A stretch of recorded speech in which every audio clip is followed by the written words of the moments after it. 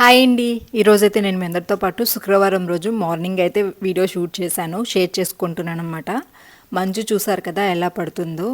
చూడ్డానికి బాగానే ఉంటుంది కానీ చలి అయితే చాలా బీభత్సంగా ఉందండి.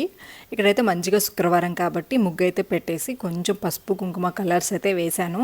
సో దాని తర్వాత అయితే ఇంకా లోపల పిల్లల్ని అయితే లేపేసి స్కూల్కి పంపించాలి. ఇది వచ్చేసి సంక్రాంతి హాలిడేస్కి ముందు, రేపటి నుంచి సంక్రాంతి హాలిడేస్ ఇస్తారు. అందుకనే మా పాప చాలా హ్యాపీగా చాలా యాక్టివ్గా ఉందన్నమాట. లాస్ట్ డే స్కూల్ అని చెప్పి ఆ ఫీలింగ్ చాలా బాగుంటుంది కదా.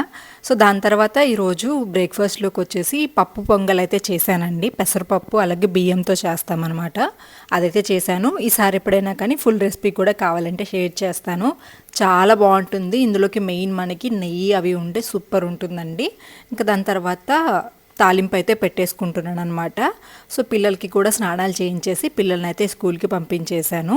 ఇంకా దాని తర్వాత నేను కూడా ఫ్రెష్ అప్ అయిపోయి ఇంకా ఇంట్లో పని, శుక్రవారం అంటే పూజ చేసుకోవాలి కదా. సో దానికోసం అని చెప్పి నేను కూడా ఫ్రెష్ అప్ అయిపోయి మంచిగా శారీ అయితే కట్టుకున్నానండి. నేను ఫ్రెష్ అప్ అయ్యి వెళ్ళి వచ్చేలోపు ఇంట్లోకి గోమాత వచ్చిందనమాట. ప్రతి శుక్రవారం కూడా మా ఇంట్లోకి గోమాత వస్తుంది. లోపలికైతే తీసుకొస్తూ ఉంటామన్నమాట. మన హిందూ సాంప్రదాయంలో మనం గోమాతని లక్ష్మీదేవితో పూజిస్తాం కదా.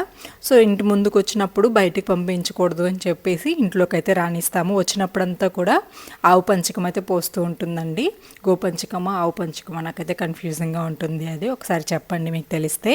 ఇంకా దాని తర్వాత అదంతా క్లీన్ చేసేసుకొని సురేష్ గారు అయితే పూజ చేశారు.